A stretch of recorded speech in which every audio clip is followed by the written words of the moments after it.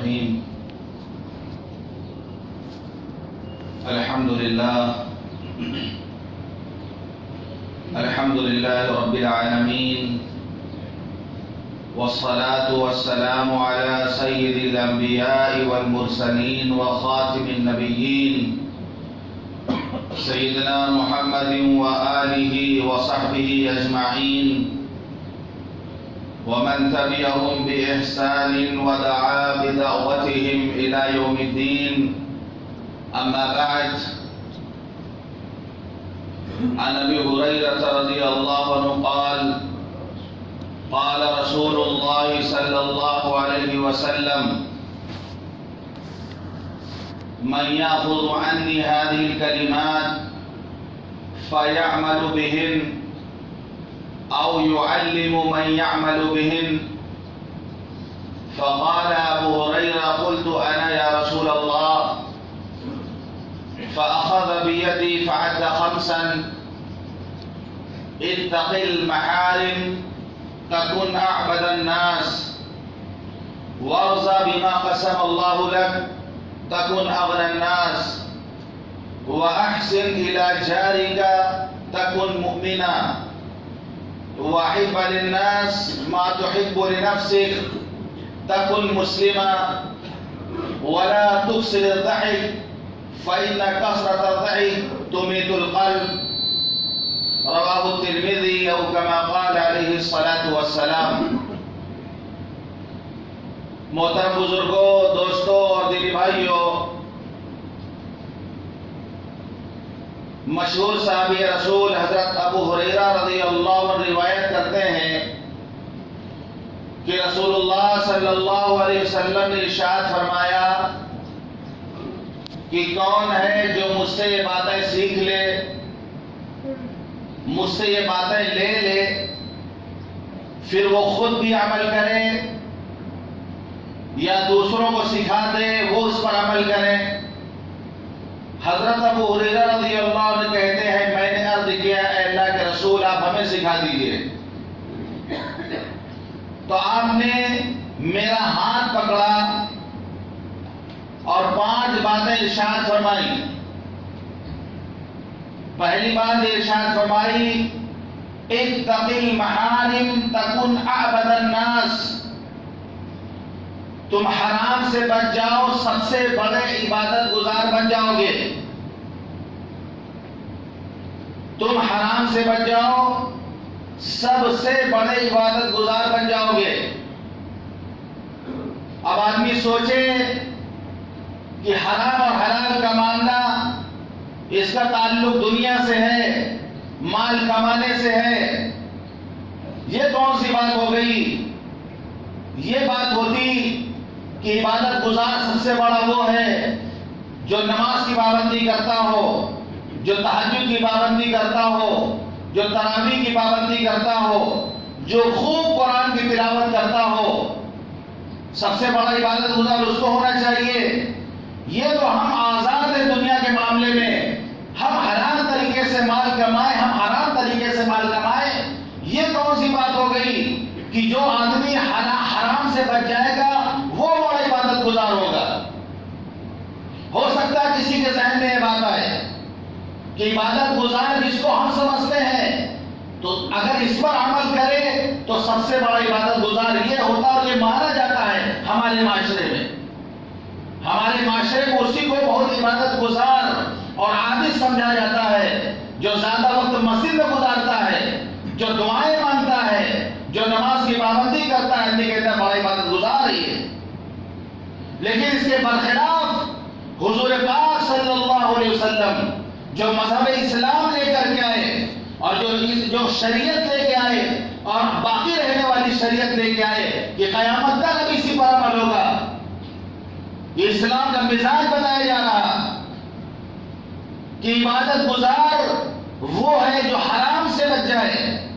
کیونکہ ایسا ہو سکتا ہے کہ ایک آدمی عبادت بھی کر رہا، ایک آدمی نماز بھی پڑھ رہا، ایک آدمی تلاوت بھی کر رہا، لیکن وہ حرام کما رہا، حرام عادتیں اس کے اندر ہے، اس کو وہ چھوڑ نہیں رہا. ایسا ہو سکتا ہے اور ایسا ہو رہا. کتنے عبادت گزار ایسے ہیں، کتنے نمازی ایسے ہیں، کتنے جو ہے تلاوت کرنے والے ایسے ہیں جو حرام کماتے ہیں. تو فرمایا حرام کو چھوڑو، سب سے بڑی عبادت گزار بن جاؤ گے. تعجب کی بات نہیں ہے کہ آدمی سارا دن روزہ رکھے، سارا دن نہ کچھ کھائے نہ پیے، اللہ کا حکم جان کر سارا دن وہ بھوکا رہے، اور جب افطار کرنے کے لیے بیٹھے تو حرام مال سے افطار کر لے. وہ افطار حرام مال سے کر لے، وہ پورا روزہ اس نے برباد کر دیا. آج حالت یہ ہے کہ لوگ حرام مال جیب میں رکھ کر حلال گوشت کی دکان تلاش کرتے ہیں. حرام مال جیب میں رکھ کر حلال گوشت کی دکان تلاش کرتے ہیں. صبح سے روزہ رکھا، شام کے وقت تھوڑا سا مارکیٹ چلے جائیں اور مسواک کرتے ہوئے ٹہل رہا روڈ پر، اور جو شاپنگ کر رہا، مارکیٹ کر رہا ہے شام کے ٹائم، اب عورتوں کو دیکھ رہا وہاں پر، بد نظری کر رہا وہاں پر. صبح سے گھر میں تھا، بچا ہوا تھا، شام کے وقت باہر نکلا، روزہ خراب کر کے چلا آیا. فرمایا روزہ ڈھال ہے، روزہ ڈھال ہے. جس طرح جنگ میں ڈھال سے حفاظت ہوتی ہے، اسی طرح روزہ ڈھال ہے کہ دنیا کے اندر شیطان کی چالوں سے، نفس کی چالوں سے یہ روزے دار کو بچاتا ہے، اور آخرت میں جہنم کے عذاب سے بچائے گا. لیکن آپ نے فرمایا روزہ ڈھال ہے جب تک اس کو پھاڑ نہ دیا جائے. جس طریقے سے دودھ بہت صاف اور شفاف ہوتا ہے، لیکن اتنا حساس، اتنا سینسیٹیو، اتنا نازک ہوتا ہے وہ کہ ذرا سی گندگی کو برداشت نہیں کر سکتا، کہ ذرا سا گندگی گر جائے گی دودھ پھٹ جائے گا. جبکہ اللہ کی قدرت ہے کہ اسی جانور کے اندر گوبر بھی ہے، خون بھی ہے، پیشاب بھی ہے، اس کے درمیان سے اللہ تعالیٰ دودھ نکالتا ہے. ایسا پاک صاف، ایسا پاکیزہ دودھ، اتنا پاک ہوتا ہے کہ ذرا سی گندگی برداشت نہیں کر سکتا. تو اگر آدمی حرام دیکھے گا، حرام کھائے گا تو روزہ پھٹ جائے گا اس کا. وہ روزے دار جو وضو کرتے وقت جب کلا کرتے ہیں تو پانی پھینکتے ہیں منہ سے، اور اتنا جو ہے احتیاط کرتے ہیں، وہ اتنا احتیاط کرتے ہیں کہ کہیں کوئی قطرہ نہ چلا جائے، کہیں حلق کے اندر کہیں اس کو نگل نہ لیں.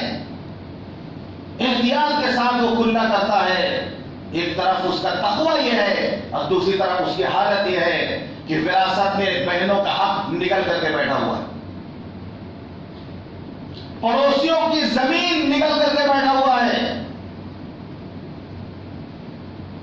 دوسروں کا مال نگل کر کے بیٹھا ہوا ہے، دوسروں کے حقوق ختم کر کے بیٹھا ہوا ہے. وہی جو روزہ رکھ کر کلی کرنے میں احتیاط کرتا ہے کہ کہیں ایک قطرہ پانی حلق کے اندر نہ چلا جائے، اور دوسری طرف اس کی زندگی ایسی ہے. تو فرمایا حرام سے بچو، حرام سے تب جو ہے عبادت گزار بنو گے، ورنہ روزہ بھی ہوگا، رمضان بھی آئے گا، تلاوت بھی ہوگی، تراویح بھی پڑھو گے، تہجد بھی پڑھو گے، لیکن اگر حرام سے نہیں بچے تم، اگر حرام میں مبتلا رہے تم، تو پھر تمہارا روزہ قبول نہیں، تمہاری تراویح قبول نہیں، تمہاری تہجد قبول نہیں. تم گڑ گڑا کے دعا کرو گے، اللہ تمہاری دعاؤں قبول نہیں کرے گا. حدیث پاک میں آتا ہے کہ اللہ پاک ہے اور پاک چیز کو قبول کرتا ہے. اللہ پاک ہے، پاک چیز کو قبول کرتا ہے. ایسا نہیں ہوتا کہ ایک آدمی حرام کما کے صدقہ کرے اور اللہ اس کا صدقہ قبول کر لے. حلال سے خرچ کرو، حلال سے، حلال مال سے. اگر کوئی 1 روپے، ایک کھجور بھی اگر حلال مال سے اخلاص کے ساتھ آدمی صدقہ کرتا ہے تو حدیث میں آتا ہے اللہ اس کو اپنے ہاتھوں میں لے لیتا ہے، اس کو پرورش کرتا ہے، اس کو پروان چڑھاتا ہے. اللہ بڑھاتے بڑھاتے بہت پہاڑ کے برابر کر دیتا ہے.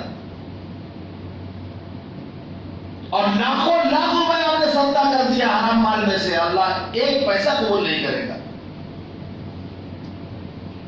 تو ایسا نہیں ہوتا کہ آدمی حرام مال سے صدقہ کرے اللہ اس کو قبول کر لے، حرام مال کمائے اور یہ سوچو کہ اس میں برکت ہوگی، ایسا نہیں ہوگا. انبیاء سے اللہ فرماتا ہے یا ایھا الرسل کلوا من الطیبات واعملوا صالحا، کہ اے نبیوں اے رسولوں حلال مال کھاؤ، پاکیزہ مال کھاؤ اور نیک عمل کرو. یعنی معاش اور معاد آخرت دونوں باتیں اس میں آ گئی. معاش کیا ہے کہ حلال کھانا ہے، اور آخرت کیا ہے، آخرت کے لیے کیا تیاری، واعملوا صالحا، نیک عمل کرو. تو اس سے یہ پتا چلا کہ آدمی حلال کھائے گا تو نیک عمل کرنا اس کے لیے آسان ہوگا، حرام کھائے گا تو نیک عمل اس کے لیے بوجھ بنے گا. فرمائے رسولوں حلال مال کھاؤ، پاکیزہ مال کھاؤ اور نیک عمل کرو. اور اللہ تعالیٰ ایمان والوں کو بھی یہی حکم دے رہا، یا ایھا الذین آمنوا کلوا، اے ایمان والوں کھاؤ ما رزقناکم من الطیبات، جو ہم نے پاکیزہ روزی تمہیں دی ہے، جو ہم نے پاکیزہ مال تمہیں دیا اس میں سے کھاؤ. پھر آپ نے فرمایا کہ ایک آدمی دور دراز سفر کر کے جاتا ہے، مقدس مقام پہ جاتا ہے،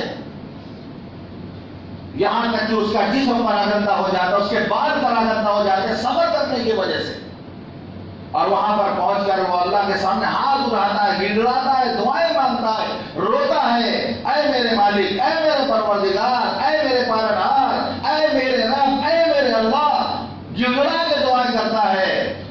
لیکن معاملہ یہ ہے کہ مطعمہ حرام ومشربہ حرام وملبسہ حرام وغذی بالحرام فأنى يستجاب لذلك، کہ اس کا کھانا حرام، اس کا پینا حرام، اس کا لباس حرام، اس کی پرورش حرام مال سے ہوئی تو اس کی دعا کیسے قبول ہوگی؟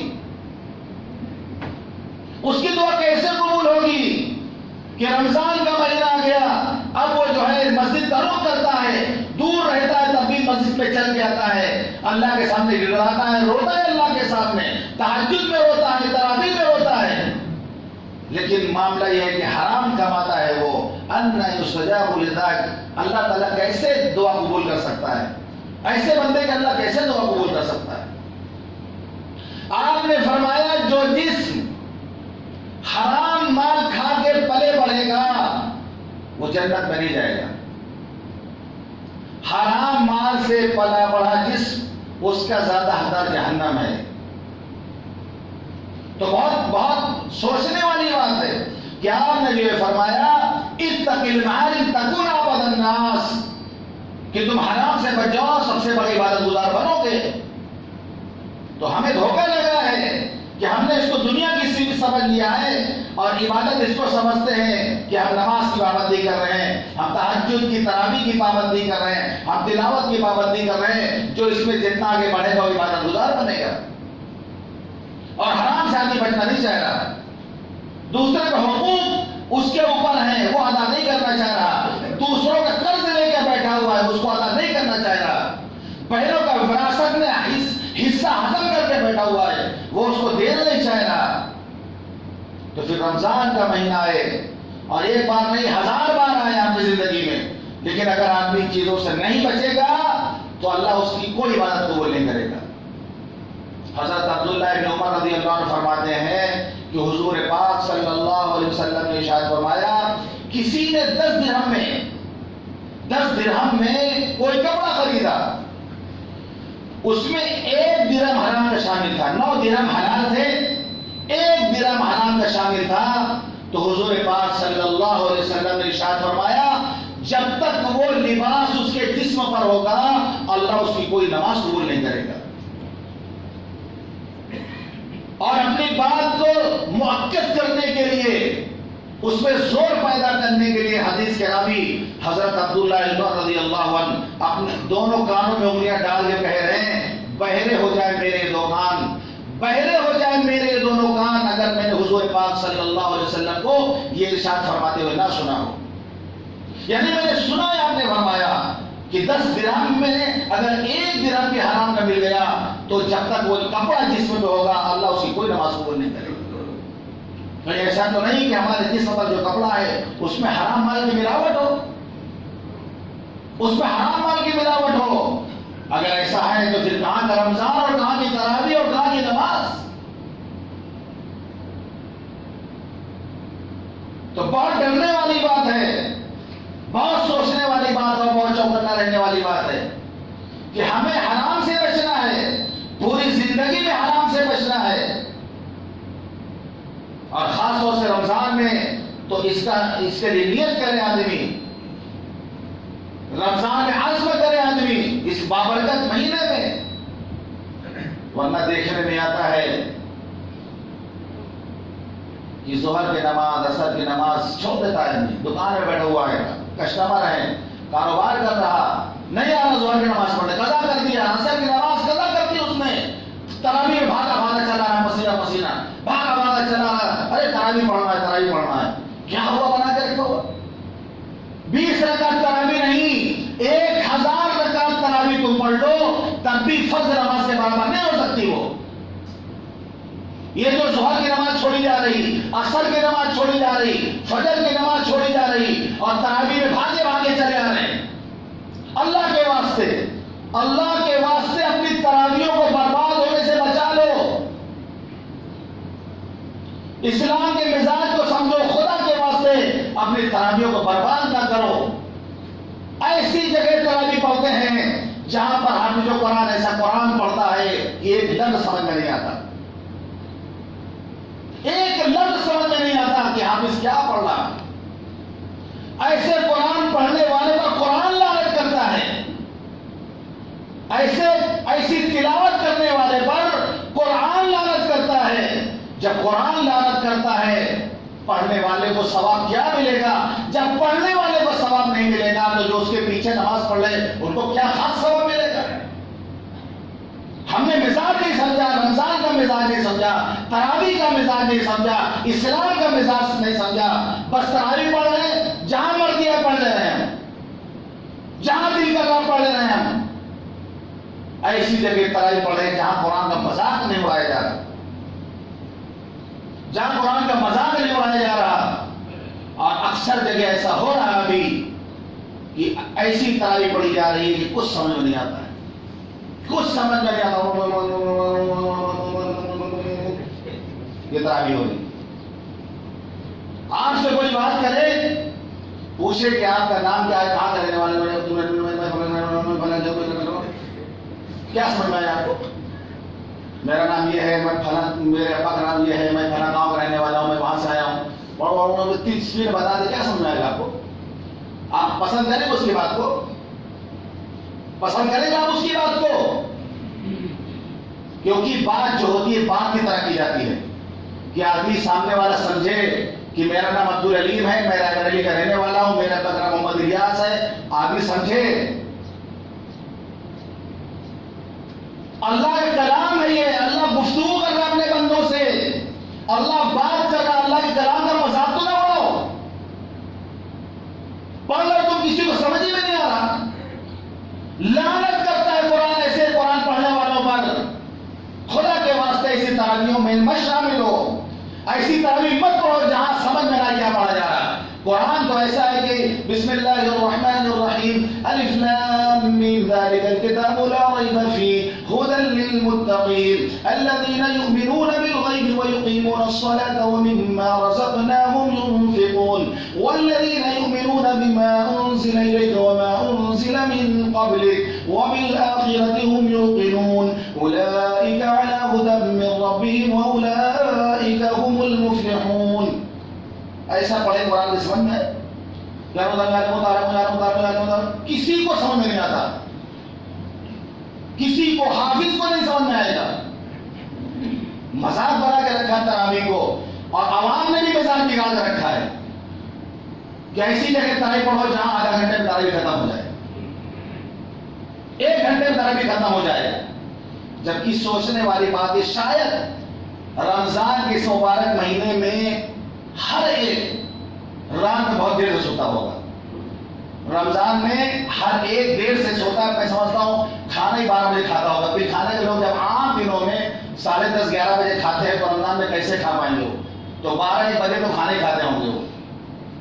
اور بہت ایسے لوگ پوری رات نہیں سوتے ہیں، لوگ پوری رات نہیں سوتے۔ بہرحال ہمارے جو نوجوان لڑکے ہیں یہ تو کربلا پہ کرکٹ کھیلتے ہیں، رات میں جی روڈ پہ کرکٹ کھیلتے ہیں لوگ، تو یہ تو رات میں کرکٹ چل رہا ہے رات بھر،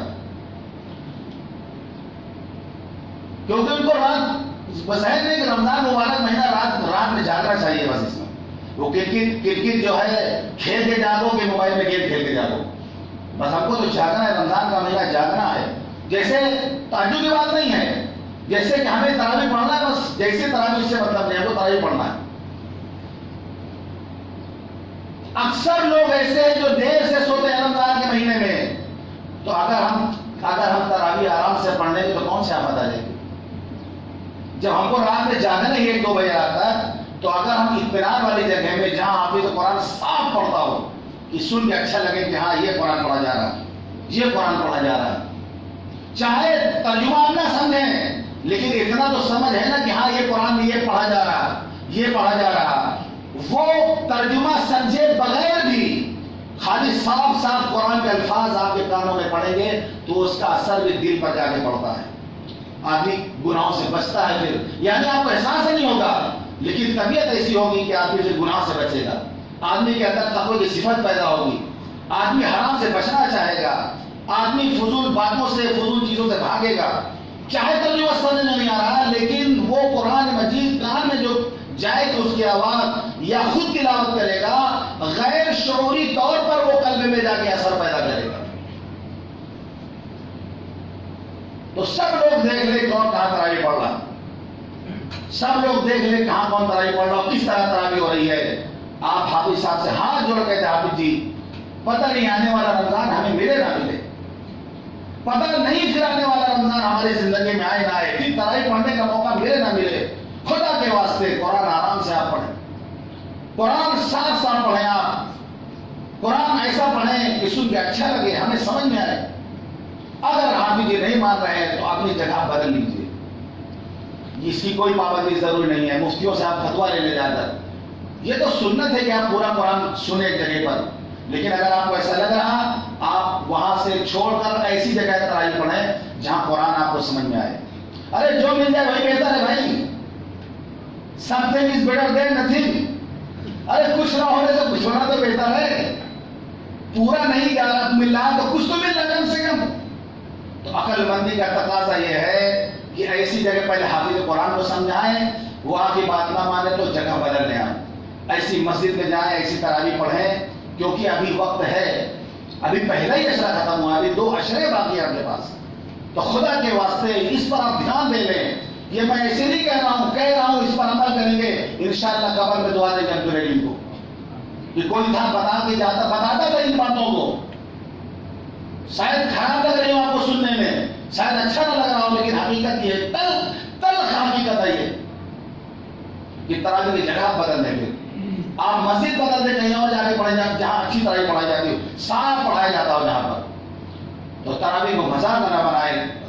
رمضان یہ عبادت کا مہینہ ہے، اس کو روح کو ہم سمجھیں، اس کے مزاج کو ہم سمجھیں کہ یہ اس لیے ہے کہ ہمارا تقویٰ پیدا ہو، ہم عبادت گزار بنے. یہ اسی وقت ہوگا جب ہم اصول کے ساتھ تراویح پڑھیں گے، اصول کے ساتھ تلاوت کریں گے. قرآن خود بھی جو ہم پڑھتے ہیں اس کو بھی ساتھ ساتھ پڑھنے کی کوشش کریں. یہ نہیں کہ ہمیں 4 قرآن ختم کرنا ہے، 5 قرآن پڑھنا ہے، اب یہ 30 منٹ ہم پڑھ سکتے ہیں پڑھیں، یہ بھی غلط ہے. ایک قرآن پڑھیں پورے رمضان میں، نہیں پڑھ پا رہے ہیں آرام سے پڑھیں، آپ آرام سے پڑھیں. یہاں تک کہ حدیث پاک میں آتا ہے الماہر بالقرآن، قرآن کا جو ماہر ہے وہ فرشتوں کے ساتھ ہوگا. جو تیز اچھا پڑھ لیتا، صاف پڑھ لیتا ہے، اللہ نے اس کو صلاحیت دی ہے، وہ تو مقرر فرشتوں کے ساتھ ہوگا. وہ جو اٹک کے پڑھتا ہے والذی یتتعتع، جو اٹک کر کے قرآن پڑھتا ہے اس کے لیے ڈبل اجر ہے. قربان جائیے اللہ کے رحمت پر. ہمت نہ ہارے کہ ہم تو اٹکتے ہیں، ہم سے تو پڑھتا نہیں بنتا ہے. فرمایا جو اٹک کر پڑھنا اس کے لیے دوہرا اجر ہے. ایک تو قرآن کی تلاوت کا اجر، دوسرے وہ جو محنت کر رہا ہے، نہیں آ رہا، پڑھتے نہیں بن رہا، پھر بھی لگا ہوا ہے، وہ محنت کر رہا ہے، اس کا الگ اجر اللہ اس کو دے گا. تو ہم قرآن کی تلاوت کریں، ایک قرآن مکمل کریں گے رمضان میں ہم، لیکن اچھا پڑھیں گے، صاف پڑھیں گے. اور میں اس سے پہلے بھی بتا چکا ہوں یہ بات کہ اللہ کے اعمال کو گنا نہیں جائے گا، اعمال کو تولا جائے گا. اللہ کا ترازو ہے بڑا بڑا بنا تھا، وہ موازین کس طرح یوم القیامہ. اللہ کہتا ہے قیامت میں ہم ترازو قائم کریں گے. تو ترازو میں کیا گنا جاتا ہے؟ موڑی گن کے رکھا جاتا ہے، اس میں ترازو میں تولا جاتا ہے،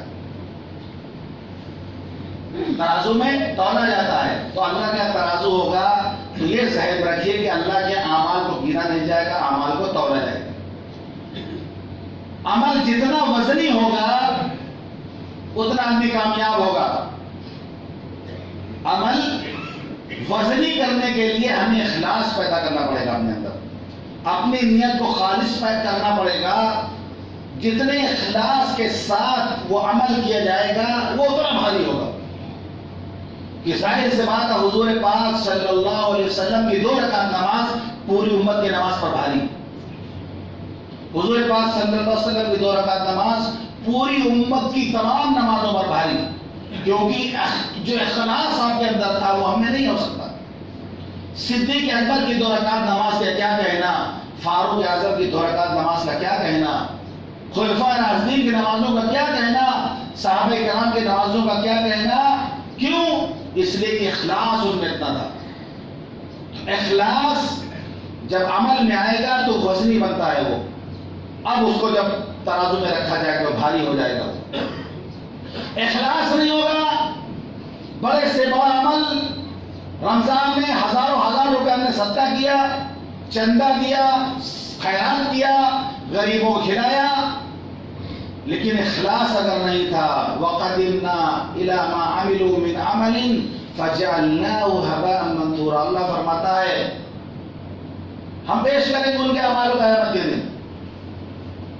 جو عمل لے کر کے آئے ہیں وہاں جائیں گے، اس کو دیکھیں گے اور پھر ہوا میں سے اڑا دیا جائے گا. اس کو جیسے بھوسا اڑا دیا جاتا ہے. گاؤں میں دیکھو گے آپ، جب کٹتا ہے، کھیت کٹتا ہے تو گیہوں اور اس کا بھوسا کیسا رکھ دیا جاتا ہے، چادر سے. ایسے بہت سی جگہ چادر سے کرتے ہیں. ابھی تو نئی ٹیکنالوجی سب آ گئی ہے، پنکھا سے بھی کرتے ہیں بعض جگہوں پر. گیہوں الگ گرتا رہتا ہے اور اس کا بھوسا سوارا گر کے چلا جاتا ہے. بھوسا الگ، گیہوں الگ. بھوسا بھی نکال کے جا کے رکھ دیا جاتا ہے. کیا کام آئے گا؟ تو جانور کا آئے گا یا تو اس کو پھر آگ میں جلایا جاتا ہے. تو جس طرح ایک کسان کھیتی کرتا ہے اسی طرح اللہ نے انسانوں کی کھیتی کی. اور کسان جب فصل تیار ہو جاتی کاٹتا ہے تو اناج تو رکھ لیتا ہے لیکن بھوسا جلا دیتا ہے. ایسے ہی اللہ نے انسانوں کی کھیتی کی ہے. اس میں بھی چھانٹے گا، اس میں بھی چھانٹے گا، الگ کرے گا. وَامْتَازُوا الْيَوْمَ أَيُّهَا الْمُجْرِمُونَ. مجرموں کو الگ کرے گا. ایک بڑا مجرم ہے، اس کو الگ کرو. یہ تراویح میں گھومتا تھا باہر، اس کو سائڈ کرو. اس کو یہ بڑا مجرم ہے، یہ پوریا کھا گھومتا تھا، دن میں روزہ نہیں رکھتا تھا. یہ جو ترنگا کھاتا تھا، اس کو سائڈ کرو. اس کو وَامْتَازُوا الْيَوْمَ مجھے کہاں یہ روزے داروں سب میں کہاں کھڑا ہو رہا ہے، نکالو اس کو، بات مان کرو. اس کو یہ روزے داروں سب میں کہاں کھڑا ہو رہا ہے، یہ تراویح پڑھنے والے سب میں، اس کو الگ کرو. اب کتنی شرمندگی ہوگی جب چھاٹا جائے گا الگ ہو. پتہ چل جائے گا ایک نمبر 1 کے مجرم ہے، یہ نمبر 1 کا فراڈی ہے یہ کہ جو ہے روزہ نہیں رکھتا تھا، پوریا کھا گھومتا تھا. یہ کھڑا ہو کے سڑک پہ دکھانے کے لیے خود رمضان میں پانی پیتا تھا کہ لوگ دیکھیں فخر سے ہم روزہ نہیں رکھتے ہیں. اور ان کی نماز میں انشاءاللہ سب سے پہلی سب میں اور سب سے پہلا کپڑا ہمارا بنے گا. جتنے روزہ رہتے ان کا کپڑا سب سے پہلے تیار ہوتا ہے، کیونکہ جو روزہ رکھتے ہیں وہ بیچارے عبادت پہ لگے رہتے ہیں. عورتیں جائیے بس سے آپ دیکھیے نقاب اور گھوشا کھا رہی ہیں روزہ رمضان کے دن میں. سوچنے والی بات، ہمارے گھر کی مائیں بہنیں عید کے کپڑا نہیں گئے. یعنی جس رمضان کی طفیل میں عید آ رہی ہے، جس رمضان کے طفیل میں خوشی مل رہی ہے، اسی کل کو ذبح کر کے اس کا گلا کاٹ کر کے کیا خوشی بناؤ گے؟ عید کی شاپنگ ہو رہی، عید کی شاپنگ. ایک تو بڑی آفت ہے کہ جو ہے چاہے جتنا سوٹ گھر میں رکھا ہو لیکن کپڑا بیچنے والے ہر سال نئے نام سے کوئی ڈیزائن نکال دیتے ہیں. کوئی نیا فیشن پکا آ جائے گا نئے نام سے. اب وہ سارا کپڑا بیکار ہے، یہ آپ کی جو فیشن چلا ہے وہ والا سوٹ آنا چاہیے. اب اس کی خریداری کے لیے نیو مارکیٹ، بڑا بازار، فچکا بھی چل رہا، ہاتھ میں کولڈ ڈرنک کی بوتل بھی ہے. عید کی شاپنگ ہو رہی. رمضان کا گلا کاٹ کے عید کی خوشی منائیں گے. تو چھانٹا جائے گا، کل سائڈ کیا جائے گا، قیامت کے دن پورے محشر کے سامنے الگ کیا جائے گا.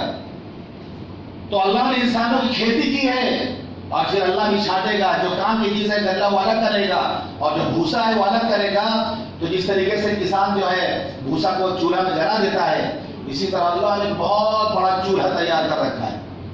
بہت بڑا چولہا اللہ کے پاس ہے، اتنا بڑا ہے کہ یہ نہیں کہا گیا کہ اس میں اربوں کھربوں آدمی ڈال دیے تو بھر جائے گا۔ قرآن نے کہا اتنا بڑا ہے کہ لاکھوں لاکھ آدمی، کروڑوں کروڑ آدمی اس میں ڈال دیا جائے گا، پھر اللہ پوچھے گا حل امتلأتی، بھر گئے ہو؟ پیٹ تمہارا بھر گیا؟ جہنم تو پوچھے گا تمہارا پیٹ بھر گیا؟ تقول حل من مزید، حل من مزید، نہیں ہمیں اور چاہیے، ہمیں اور چاہیے۔ جیسے آج ہمارا پیٹ ہے، جتنا بھی مل جائے ہمیں اور چاہیے، اور چاہیے، ایسے جہنم بھی کہے کہ ہمیں اور چاہیے۔ یہ اس کی بڑائی بیان کی جا رہی ہے۔ پھر لاکھوں کروڑوں آدمی ڈال دیا جائے گا، اللہ پوچھے گا حل امتلأتی، بھر گئی ہو؟ کہ حل من مزید، ہمیں اور چاہیے، ہمیں اور چاہیے۔ تو اتنا بڑا چولہا اللہ نے تیار کر رکھا ہے، سب بھوسا، جتنا بھوسا ہوگا سب وہی ڈالا جائے گا اس کے اندر۔ تو ہم قیمتی بنیں، اپنے اوقات جو قیمتی بنائیں، ہم رمضان کے ایک لمحے کی قدر کریں، خاص طور سے حرام سے حفاظت کریں، اپنے حرام سے حفاظت کریں، اور روزے کو اپنے برباد نہ کریں کہ روزہ رکھ کر حرام ماں سے افطار کر لیں، یا روزہ رکھ کر حرام چہرہ دیکھ رہے، عورتوں کو دیکھ رہے، اسی طریقے سے کسی کی غیبت کرتے رہے، کسی کی برائی کرتے رہے، گالی بکتے رہیں۔ تو حرام چیزوں سے بچنا ہے۔ تو اگر ہم حرام چیزوں سے بچیں گے تو انشاءاللہ ہم عبادت گزار بنیں گے۔ اللہ تعالی ہم سب کو کہنے اور سننے زبان کرنے کا